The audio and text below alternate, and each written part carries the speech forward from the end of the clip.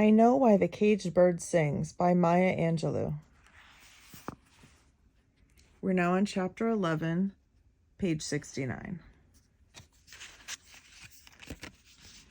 I had decided that St. Louis was a foreign country I would never get used to. The scurrying sounds of flushing toilets, or the packaged foods, or doorbells, or the noise of cars and trains and buses that crashed through the walls or slipped under the doors. In my mind, I only stayed in St. Louis for a few weeks. As quickly as I understood that I had not reached my home, I sneaked away to Robin Hood's forest, and the caves of Alley Oop were all reality was unreal, and even that changed every day. I carried the same shield that I had used in stamps. I didn't come to stay. Mother was competent in providing for us, even if that meant getting someone else to furnish the provisions. Although she was a nurse, she never worked at her profession while we were with her. Mr. Freeman brought in the necessities, and she earned extra money cutting poker games in gambling parlors. The straight 8-to-5 world simply didn't have enough glamour for her, and it was 20 years later that I first saw her in a nurse's uniform. Mr. Freeman was a foreman in the Southern Pacific Yards and came home late sometimes, after Mother had gone out. He took his dinner off the stove where she had carefully covered it and which she had admonished us not to bother. He ate quietly in the kitchen while Bailey and I read separately and greedily in our own Street and Smith pulp magazine. Now that we had spending money, we bought the illustrated paperbacks with their gaudy pictures. When Mother was away, we were put on an honor system. We had to finish our homework, eat dinner, and wash the dishes before we could read or listen to The Lone Ranger, Crime Busters, or The Shadow. Mr. Freeman moved gracefully like a big brown bear and seldom spoke to us. He simply waited for Mother and put his whole self into waiting. We never read the paper or patted his foot to radio. He never read the paper or patted his foot to radio. He waited, that was all. If she came home before we went to bed, we saw the man come alive. He would start out of the big chair like a man coming out of sleep, smiling. I would remember then that a few seconds before I had heard a car door slam. Then Mother's footsteps would signal from the concrete walk. When her key rattled in the door, Mr. Freeman would have already asked his habitual question, "Hey, Bee, have a good time?" His query would hang in the air while she sprang over to peck him on the lips. Then she turned to Bailey and me with the lipstick kisses. "Haven't you finished your homework?" If we said if we had and were just reading, okay, say your prayers and go to bed. If we hadn't, then go to your room and finish, then say your prayers and go to bed. Mr. Freeman's smile never grew. It stayed at the same intensity. Sometimes Mother would go over and sit on his lap, and the grin on his face looked as if it would stay there forever. From our rooms, we could hear the glasses clink and the radio turned up. I think she must have danced for him on the good nights, because he could dance. He couldn't dance. But before I fell asleep, I often heard feet shuffling to dance rhythms. I felt very sorry for Mr. Freeman. I felt as sorry for him as I had felt for a little litter of helpless pigs born in our backyard, sty in Arkansas. We fattened the pigs all year long for the slaughter on the first good frost, and even as I suffered for the cute little wiggly things, I knew how much I was going to enjoy the fresh sausage and hog's head cheese they could give me only with their deaths. Because of the lurid tales we read and our vivid imaginations and probably memories of our brief but hectic lives, Bailey and I were afflicted, he physically and I mentally. He stuttered and I sweated through horrifying nightmares. He was constantly told to slow down and start again. And on my particularly bad nights, my mother would take me in to sleep with her, in the large bed with Mr. Freeman.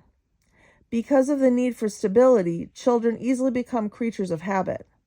After the third time in Mother's bed, I thought there was nothing strange about sleeping there.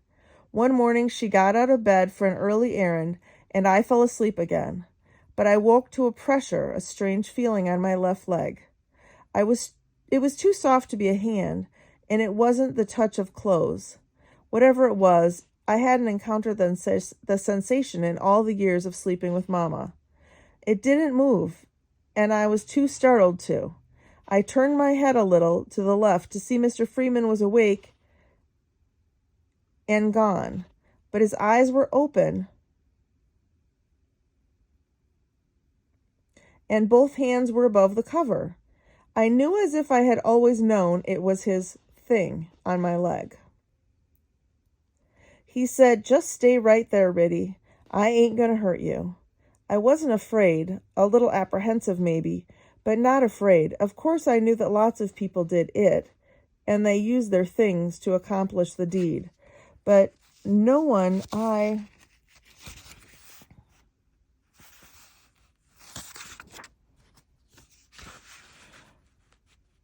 knew had ever done it to anybody. Mr. Freeman pulled me to him and put his hand between my legs. He didn't hurt, but Mama had drilled into my head, "Keep your legs closed and don't let nobody see your pocketbook."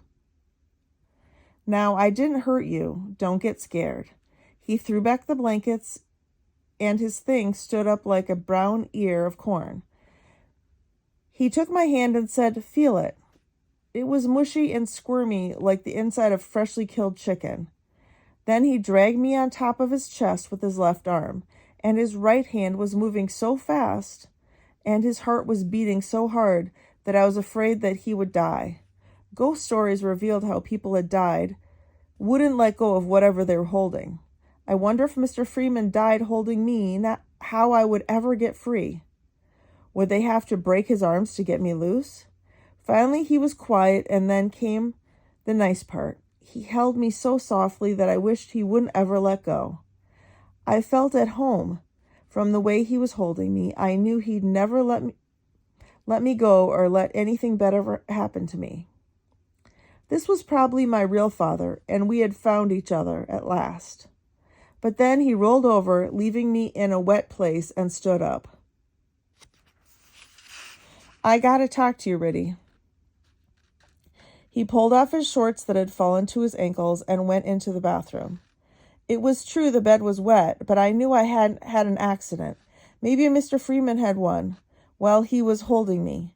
He came back with a glass of water and told me in a sour voice, "Get up, you peed the bed."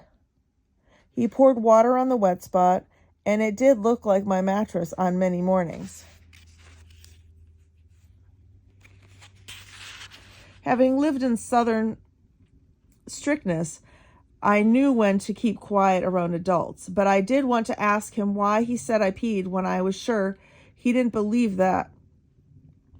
If he thought I was naughty, would that mean that he would never hold me again? Or admit that he was my father? I had made him ashamed of me. "Riddy, you love Bailey?"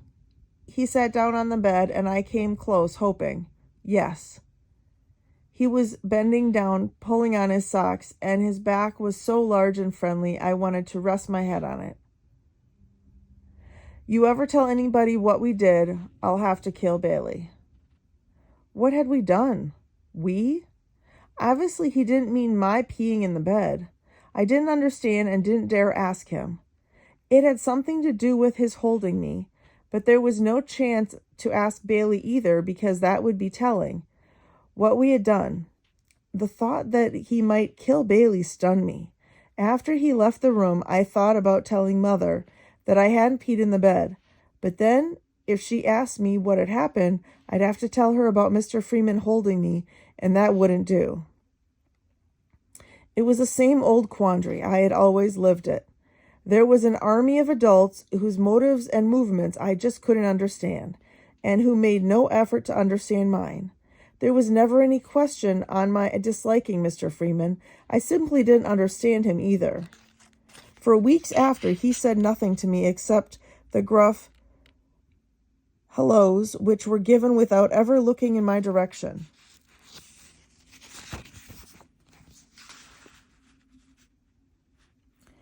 This was the first secret I had ever kept from Bailey, and sometimes I thought he should be able to read it on my face.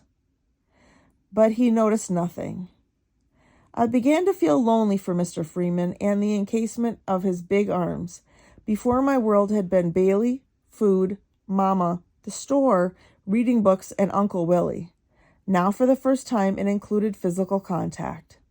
I began to wait for Mr. Freeman to come in from the yards, but when he did, he never noticed me, although I put a lot of feeling into, "Good evening, Mr. Freeman." One evening, when I couldn't concentrate on anything, I went over to him and sat quickly on his lap. He had been waiting for Mother again. Bailey was listening to The Shadow and didn't miss me. At first, Mr. Freeman sat still, not holding me or anything. Then I felt a soft lump under my thigh begin to move. It twitched against me, and I started to harden. Then he pulled me to his chest.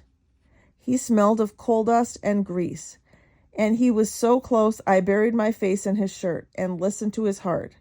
It was beating just for me. Only I could hear the thud. Only I could feel the jumping on my face. He said, "Sit still, stop squirming." But all the time he pushed me around on his lap. Then suddenly he stood up and I slipped down to the floor. He ran to the bathroom. For months he stopped speaking to me again. I was hurt and for a time felt lonelier than I had ever.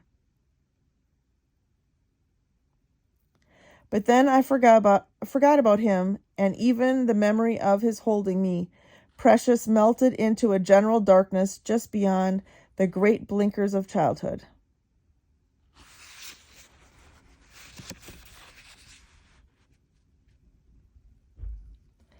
I read more than ever and wished my soul that I had been born a boy. Horatio Alger was the greatest writer in the world. His heroes were always good, always won, and were always boys. I could have developed the first two virtues, but becoming a boy was sure to be difficult, if not impossible. The Sunday funnies influenced me, and although I admired the strong heroes who always conquered in the end, I identified with Tiny Tim. In the toilet where I used to take the papers, it was torturous to look for and exclude the unnecessary pages so that I could learn how he would finally outwit his latest adversary. I wept with relief every Sunday as he eluded the evil men and bounded back from each seeming defeat, as sweet and gentle as ever. The Katzenjammer kids were fun because they made the adults look stupid, but they were a little too smart alecky for my taste. When spring came to St. Louis, I took out my first library card, and since Bailey and I seemed to be growing apart, I spent most of my Saturdays at the library, no interruptions, breathing in the world of penniless shoeshine boys who, with goodness and perseverance, became rich men and gave baskets of goodies to the poor on holidays. The little princesses who were mistaken for maids and the long-lost children mistaken for waifs became more real to me than our house, our mother, our school, or Mr. Freeman. During those months, we saw our grandparents and the uncles. Our only aunt had gone to California to build her fortune, but they usually ask the same question, "Have you been good children?" For which there was only one answer. Even Bailey wouldn't have dared to answer no. That's the end of chapter 11.